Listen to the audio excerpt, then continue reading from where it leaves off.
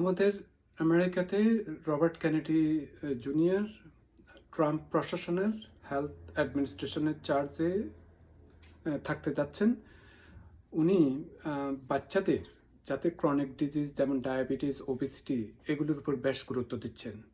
উনি বোঝাতে চাচ্ছেন যে আমাদের এখানে খাবারে অনেক ধরনের ফুড অ্যাডিটিভস, কেমিক্যাল ব্যবহার করা হয়ে থাকে যেগুলির জন্য বাচ্চাদের অনেক ক্রনিক ডিজিজ হয়ে থাকে। উনি আরও একটা উদাহরণ দিয়েছেন যে ওনার বাচ্চার খুবই সিভিয়ার একজিমা আছে এবং উনি দেখেছেন যে ওনার বাচ্চা যদি এখানে পাস্তা খেয়ে থাকে অনেক একজিমা এক্সাসারবেট হয়ে থাকে, কিন্তু উনি যখন ইতালিতে মাসকে মাস থেকেছেন ওইখানে যে পাস্তা খেয়েছেন ওইখানে কোনো ধরনের এই ধরনের সমস্যার সম্মুখীন ওনার বাচ্চাকে হতে দেখা যায়নি।